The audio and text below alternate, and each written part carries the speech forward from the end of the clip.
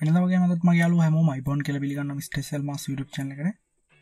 ඉතින් ඔයාලා ගොඩක්ම ඉල්ලලා තිබ්බා Nova 7SE එකේ වීඩියෝ එකේ comment box එකේ 7i vs 7SE compare එකක් ගේන්න කියලා. ඒක නිසා අද වීඩියෝ එකෙන් තෝරගත්තා මේ phones දෙකේ compare වීඩියෝ එක. ඉතින් අපි කතා කරමු අද වීඩියෝ එකෙන් මේ phones දෙකේ ඔයාලට යන්න පුළුවන් හොඳම phone එක මොකක්ද ඒ වගේම price range එක, camera comparison ඒ හැම දෙයක් ගැනම. ඉතින් අපි යමු වීඩියෝ එකට. ඉතින් phones දෙකේ design එක අපි මුලින්ම පටන් ගමු. 7SE එකේ ඩිසයින් එක ගත්තොත් සම්පූර්ණ glass back cap බලා ගන්න පුළුවන්. ඒ වගේම ඇලුමිනියම් ෆ්‍රේම් එකක්. 7i එකේ ඩිසයින් එක පැත්තට ගියොත් අපිට බලා ගන්න පුළුවන් ප්ලාස්ටික් බිල්ඩ් එකක්. ඒ වගේම ප්ලාස්ටික් ෆ්‍රේම් එකක් අපිට 7i එකේ බලා ගන්න පුළුවන්. ෆෝන්ස් දෙක එකට තියාගත්තාම අපිට මේ විදිහට තමයි බලා ගන්න පුළුවන් වෙන්නේ. මේ විදිහට අපිට ස්පීකර් ග්‍රිල් බලා ගන්න පුළුවන් එකම විදිහට පිටලා දෙනවා. ඊළඟට අපිට බලා ගන්න පුළුවන් 7i එකේ මේන් මයික්‍රොෆෝන් එක. ඊළඟට ෆෝන්ස් දෙකේම type C port එක. ඒ වගේම 3.5mm headphone port එකත් මේ ෆෝන්ස් දෙකේම අපිට බලා ගන්න පුළුවන්. ඊළඟට ෆෝන් දෙකේ දකුණු පැත්ත බැලුවොත් ගොඩක්ම සමාන විදිහට තමයි තියෙන්නේ. මොකද ෆෝන්ස් දෙකේම power button එක තමයි fingerprint එක බලා ගන්න වෙන්නේ. ඊළඟට අපිට volume broadcast බලා ගන්න පුළුවන්. දකුණු පැත්තේ ෆෝන් එක උඩ පැත්ත බැලුවොත් අපිට noise cancellation microphone එක බලා ගන්න පුළුවන්. ෆෝන් දෙකේම වම් පැත්ත බැලුවොත් SIM tray එක අපිට බලා ගන්න පුළුවන්.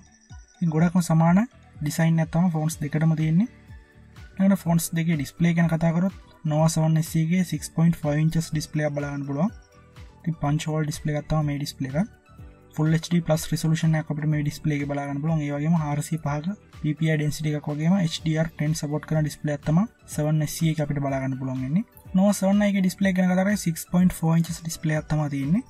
මේ ගොඩක් අතට පහසුවෙන් ඔයාලට අල්ල ගන්න පුළුවන්. ඉතින් ලේඩි කෙනෙකුට වගේ ගොඩක් හොඳ device එකක්. මොකද පොඩි අතක් තියෙනවා නම් ඔයාලට ගොඩක්ම ගැලපෙන්නේ Nova 7i එක. ඉතින් මේකේ ඩිස්ප්ලේ එක 6.4 inches. ඒ වගේම Full HD plus resolution එක තියෙනවා. ඒ වගේම 398ක ppi density එකක් තියෙනවා. ඩිස්ප්ලේ අතින් බැලුවොත් 7SE එක 7i එකට වඩා යම් තාක් දුරට ඉස්සරහින් ඉන්නවා. ඊළඟට අපි ෆෝන්ස් දෙකේ security ගැන කතා කරමු. security ගැන කතා කරද්දී fingerprint, face unlock ෆෝන්ස් දෙකේම බලා ගන්න පුළුවන්.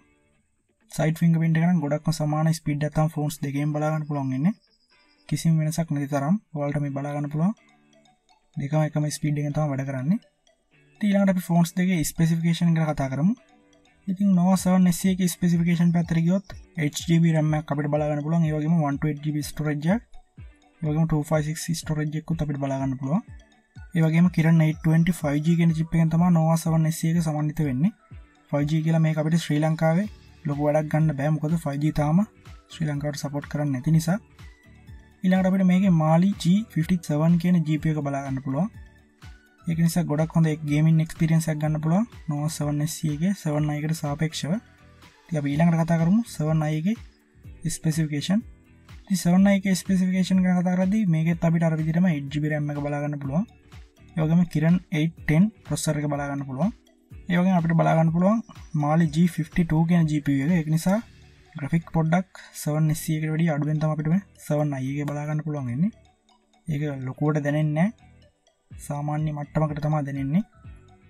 ඉතින් ෆෝන්ස් දෙකේ graphics ගත්තත් එහෙම ලොකු වෙනසක් අපිට බලා ගන්න බෑ. ඊළඟට බැටරි ගැන කතා කරොත් 7i එකේ අපිට 4200 mAh බැටරි එකක් බලා ගන්න පුළුවන්. ඒ වගේම 7SE එකේ mAh 4000ක බැටරි එකක් තමයි බලා ගන්න පුළුවන් වෙන්නේ. ඉතින් බැටරි අතින් ගත්තොත් 7i එක 7SE එකට වඩා ටිකක් ඉස්සරහින් ඉන්නවා.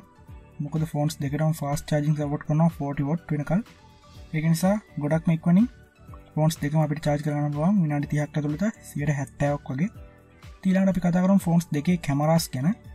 ඉතින් 7i එකේ අපිට කොටුවට තමයි කැමරා එක බලා ගන්න පුළුවන් වෙන්නේ. ඒ වගේම 7SE එකේ ඩිජිකෝනාස්ටර් විදිහට බලා ගන්න පුළුවන්.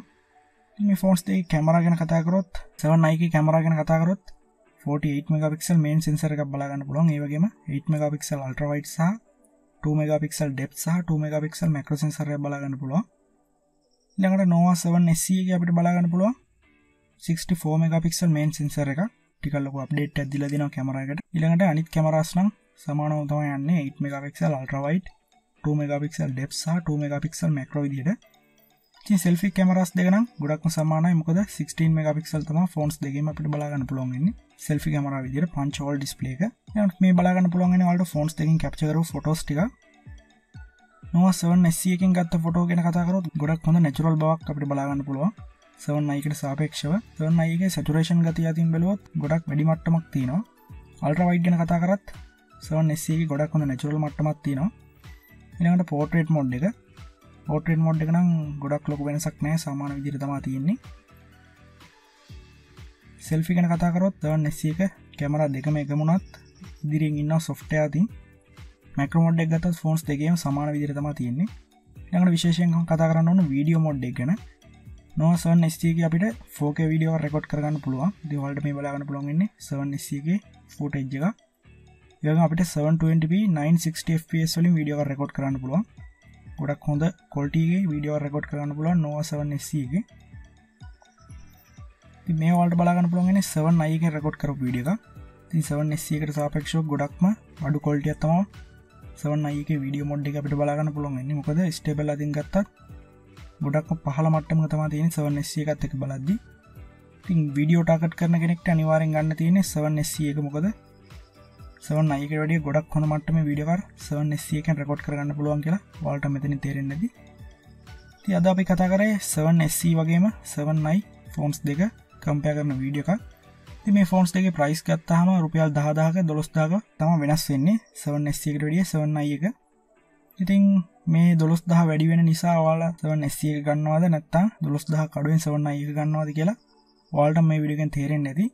ඉතින් මම ඔයාලට ගන්න කියන device එක මෙතන recommend කරන්නේ නැහැ. phones දෙකම ඇත්තටම ගොඩක් හොඳයි price range වලට. කැමරා ගත්තත් specification ගත්තත් හැමදේම මේකේ කවුලකට කියලා දකින්න පුළුවන් වෙන්නේ Google Play Services නැති එක විතරයි. ඉතින් ඒ දේ දෙකටම පොදුයි. ඒක නිසා ඒකත් අවුලක් නැහැ. ඉතින් අදින් වීඩියෝ එක මෙතනින් ඉවර කරන්න තමයි ලෑස්ති වෙන්නේ. ඔයාලා මොකද හිතන්නේ කියලා අනිවාර්යෙන් පල්ලෙන් කමෙන්ට් එකක් දාන්න. channel එකට අලුත් කෙනෙක් නම් අනිවාර්යෙන් subscribe කරලා එකතු වෙන්න. හම්බ වෙලඟ වීඩියෝ එකකින් සුබ දවසක් හැමෝටම.